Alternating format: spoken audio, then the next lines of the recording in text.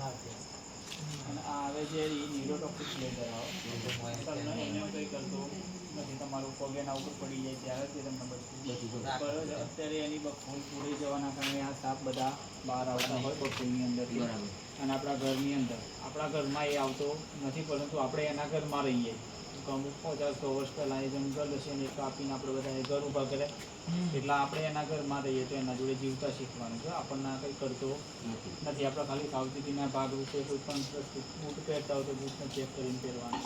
આજુબાજુ જગ્યા હોય એમને આજુબાજુ દેવાનું નથી.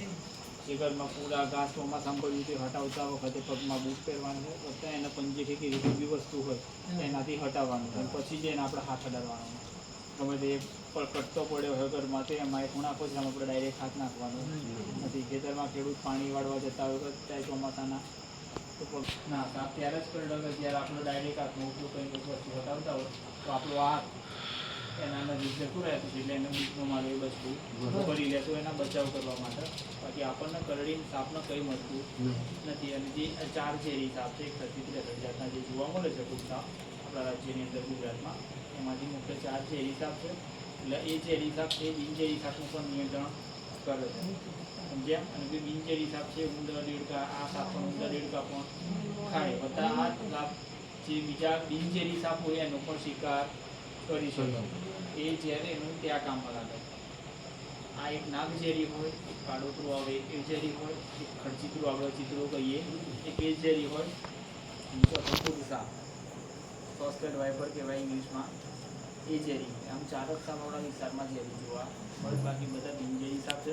આપણે કોઈ પણ જાતનું કોઈ પણ સાપ કરડી જાય તો કોઈ ભૂવાના ચક્કરમાં આવવાનું નથી. લોકો ભૂવાના ચક્કરમાં આવવાથી મોટાભાગના મૃત્યુ વધારે થતા હોય છે. આખા વર્ષ દરમિયાન 40 લાખ માણસોને સાપ કરડતા હોય છે.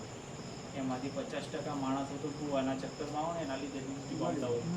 અને જે દવાખાને જાય ને એ તો બધાનો બચાવ થતો જ હોય છે, પણ માણસ દવાખાને પછી ભૂવા જોડીને બાધા રાખવાના આવું બધું પહેલાં કરતું હતું. એ તમારે ક્યાં કામ લાગે? તમને બિનઝેરી સાપ કરડી ગયું પેલી ઝડપ કાં તો ચંદનગુણ પાટલાગો કહીએ એ કરડી ગયું કાં તો બીજું કોઈ ડોરું કેવું કંઈ કહ્યું તો માણસ જે ડરથી મરી જતો હોય દીવાઈ જાય કે સારું આ કરડી ગયું ઝડપ કરડી પાણી એના માં આવ્યા કેવું હતું આપણે કઈ એ કહેવાતના લીધે લોકો ગભરાઈ જાય. અને એ ટાઈમે દર્દીને તો કોઈ જોડે લઈ જશો તમે તો બાધા રાખવા લઈ જશો એવું કંઈ તો એ દર્દીને એમ થશે પણ જીની બાધા રાખશે તો હું બચી જઈશ, પછી ભૂવો મારું ઝેર ઉતારી આપશે. એટલે એ પ્રમાણે એનો બચાવ થાય.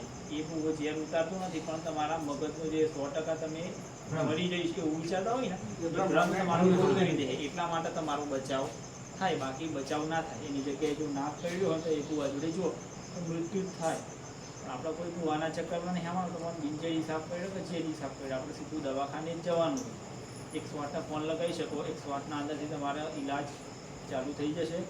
જેને કરી એને કોઈ પણ જાતનું હલનચલન એવું કરવા નહીં કે ઝેર કોઈ જાતનું કે ભાઈ ઝેર એક જણ પૂછી લે તો કે ઝેર બધું બહાર નીકળી જાય એવી વિચારતા હોય છે લોકો. પણ એવું કરો તો એ માણસ જે પૂછતો હોય ને ઝેર એ પણ મરી જશે. એટલે એવું કંઈ કરવાનું નથી. સાપ કર્યો તો માણસો બચાવ થાય જ છે ત્યારે દવાખાને જાય તો જ.